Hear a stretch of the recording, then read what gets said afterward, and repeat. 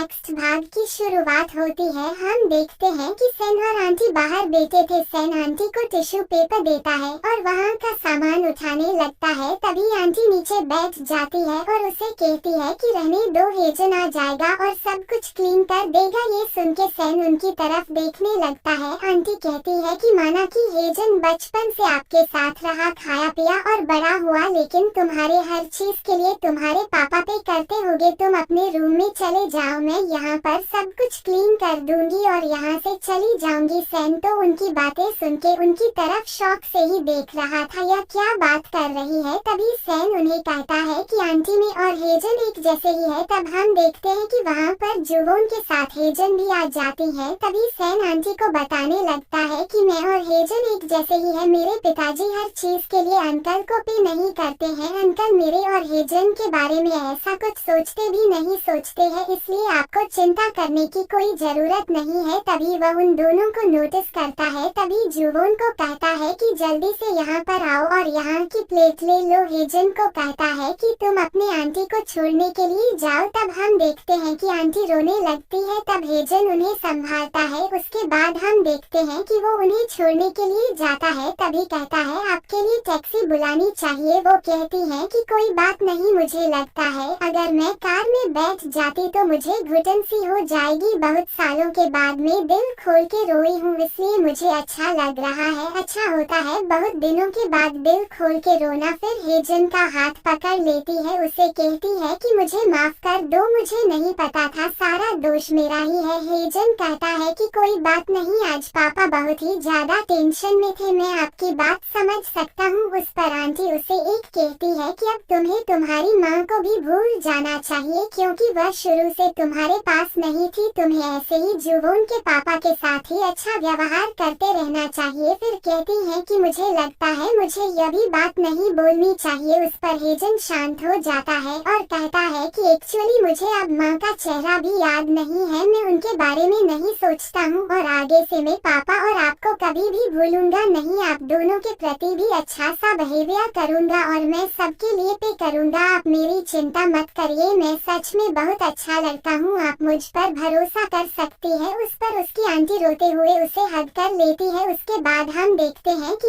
हेजन जुवोन के पापा के रूम में हैंड वाटर लेकर जाता है। तभी वो उठ जाते हैं, उसे पूछते हैं टाइम कितना हुआ है। उस पर वह बताता है कि अभी तक मिडनाइट नहीं हुई है। उस पर वह पूछते कि तुम्हारी आंटी ठीक है ना। वह बताता है कि आंटी अभी तक उनके घर पर पहुंच भी गई है और उन्होंने आपके लिए मेडिसिन और हैंड वाटर खरीदी किया है। प्लीज उठे और इसे पी लीजिए, इसे आपको अच्छा लगेगा। और उन्होंने मुझे कहा कि उनकी गलती हो गई है, उन्हें माफ करे, उन्होंने आपसे सॉरी भी किया है और मुझे आपको बताने के लिए कहा था। उस पर हेजन के पापा कहते हैं कि तुम्हारे सुबह नहाने के कपड़े मैंने कबर्ड में रख दिए हैं, उसे ले लेना। उस पर हेजन स्माइल करता है और उन्हें गुड नाइट बोल के बाहर चला जाता है। उसके बाद वो टेरेस पर जाता है। वहाँ पर सैन और जुवोन ड्रिंक कर रहे थे। तभी सैन उसे पूछता है तुम्हारी आंटी ठीक से घर गई ना। हो कहता हाँ। तभी हेजन सैन को कहता है थैंक यू, तुमने आंटी को समझाया, इस वजह से उन्हें अच्छा लगा। तभी दोनों भी उसे टीज करने लगते हैं। वह कहता है बस भी करो। तभी सैन कहता है 19 ईयर्स के हेजन की आंटी घर चली गई, इस वजह से उसे अकेलापन महसूस हो रहा है। ये सुन के हेजन स्माइल करता है, कहता है कुछ भी। फिर सैन उसके हाथ में ड्रिंक देता है। जुवोन को कहता है चलो यहाँ से उसे अकेला रहने दो। जुवोन भी उसके हाथ में ड्रिंक देकर वहाँ से जाने लगती है। हेजन भी स्माइल करते हुए उनके पीछे चला जाता है।